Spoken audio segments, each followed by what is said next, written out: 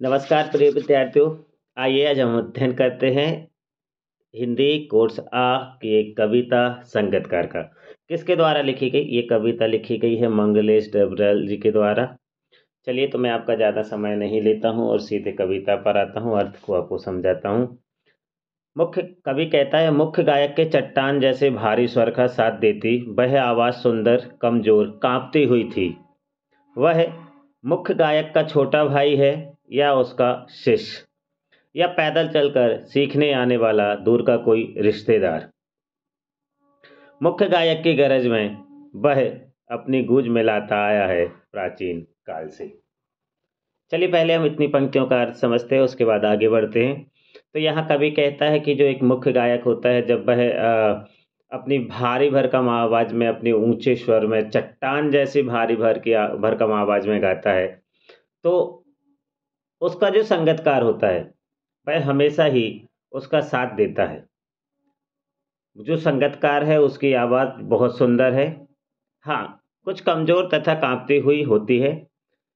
कवि को लगता है कि वह संगतकार ऐसा है मानो कि वह मुख्य गायक का छोटा भाई हो, या उसका कोई शिष्य हो, या दूर का ऐसा कोई रिश्तेदार है जो पैदल चलकर उसके पास गीत सीखने आता हो।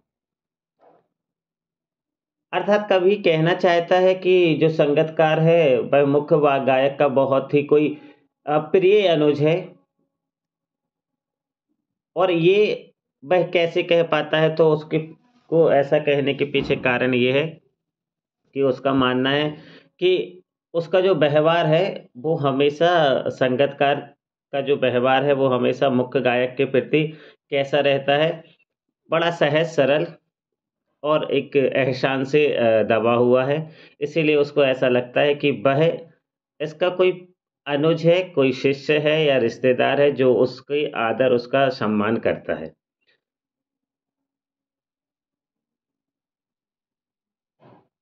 और कवि कहता है कि यह संगतकार बहुत लंबे समय से मुख्य गायक की जो गरज है, उसकी जो ऊँची आवाज़ है, जो उसका ऊँचा स्वर है, उसमें अपनी गूँज मिलाता हुआ चला आ रहा है। कब से?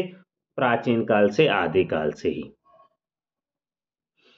आगे कवि कहता है कि गायक जब अंतरे की जटिल तानों के जंगल में खो चुका होता है, या अपने ही सरगम को लांघकर चला जाता है भटकता हुआ एक अनहद में, तब संगतकार ही स्थाई को संभाले रहता है।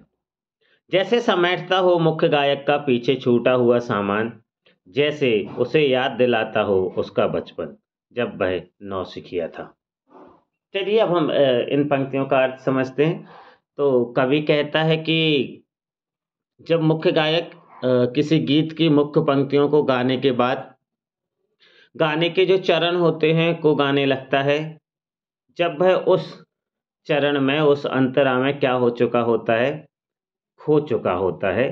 टेढ़े-मेढ़े स्वरों की कठिन तानों में उलझकर खो जाता है।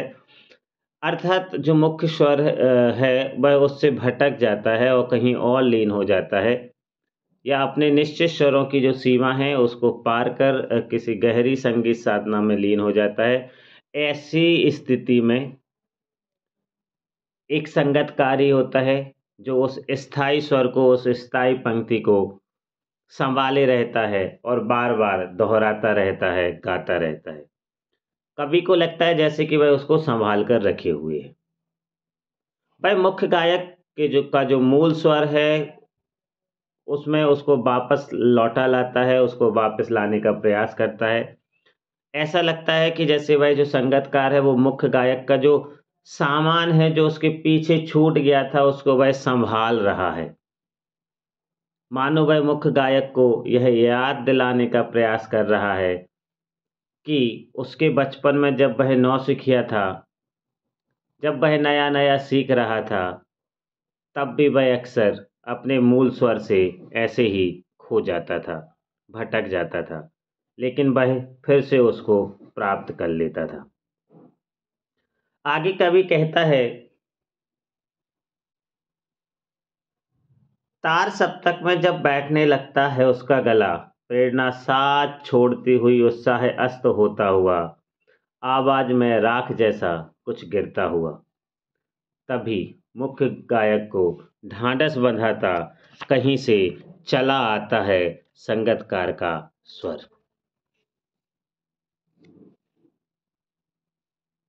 कभी कभी वह यूं ही दे देता है उसका साथ, यह बताने के लिए कि वह अकेला नहीं, और फिर से गाया जा सकता है। क्या? अभी हम देखते हैं क्या गाया जा सकता है। गाया जा चुका राग। चलिए अब हम इसको समझ लेते हैं पहले, उसके बाद फिर हम आगे बढ़ेंगे।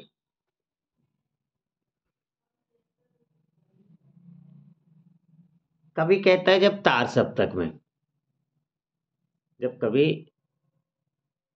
जो मुख्य गायक है वह तार सप्तक में गाता है। तार सप्तक का अर्थ होता है प्रिय बच्चों ऊंचे स्वर में गाना। सरगम के जो ऊंचे स्वर होते हैं उनको तार सप्तक कहा जाता है। तो जब कवि कहता है कि जब एक मुख्य गायक तार सप्तक में गाता है अर्थात ऊंचे स्वर में गाता है, तब उसका गला बोलते बोलते बैठने लगता है। मतलब ऊंची आवाज में गाता है तो गला बैठ जाता है। तो गला जब बैठने लगता है और उसके उसकी जो प्रेरणा होती है, उसका जो उत्साह होता है अर्थात उसके जो गाने का लय बिगड़ने के कारण उसमें जो गाना गाने की जो इच्छा होती है वो समाप्त सी हो जाती है। उसका उत्साह थोड़ा-सा मंद सा पड़ने लगता है, अस्त होने लगता है अर्थात उत्साह बुझने लगता है, कम होने लगता है।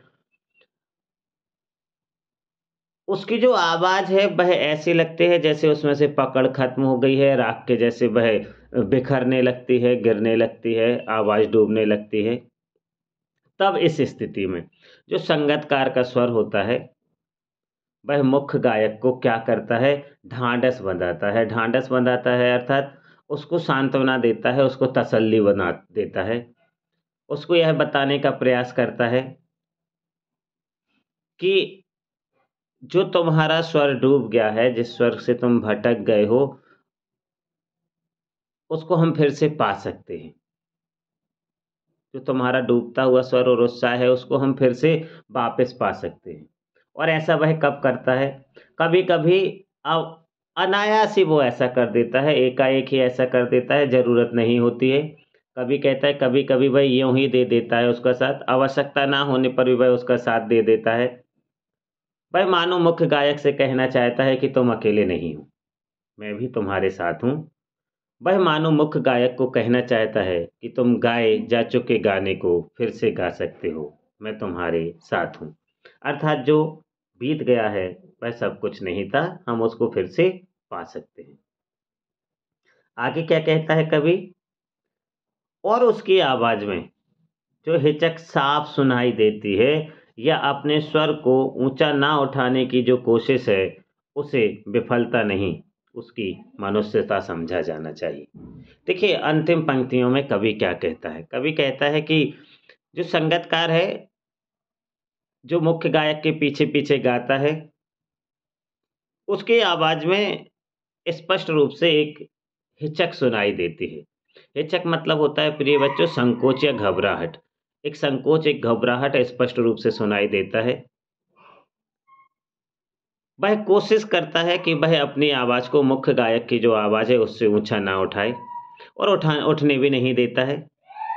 उसकी इस कोशिश को कवि कहता है उसकी असफलता नहीं मानना चाहिए। ये उसकी असफलता नहीं है। यह तो उसकी मनुष्यता है कि वह शक्ति और प्रतिभा से संपन्न होने के बावजूद भी, उसमें योग्यता होने के बावजूद भी वह अपने स्वर को ऊँचा नहीं उठाता, बल्कि अपने गुरु और स्वामी के महत्व को महत्व देने की कोशिश करता है। उसके मान, उसके सम्मान को बनाए रखने का प्रयास करता है। अर्थात यह मुख्य गायक के प्रति उसकी मनुष्यता है, विफलता नहीं। उम्मीद करता हूँ प्रिय विद्यार्थियों वीडियो आप लोगों के लिए मददगार अवश्य साबित होगा, और यदि अवश्य रूप से ये मददगार साबित हो रहा है, आप इसको शेयर कीजिए, लाइक कीजिए, अपने सुझाव मुझे कमेंट बॉक्स में ज़रूर दीजिए, और हाँ, यदि चैनल सब्सक्राइब नहीं किया है तो सब्सक्राइब ज़रूर कर दीजिए। धन्यवाद।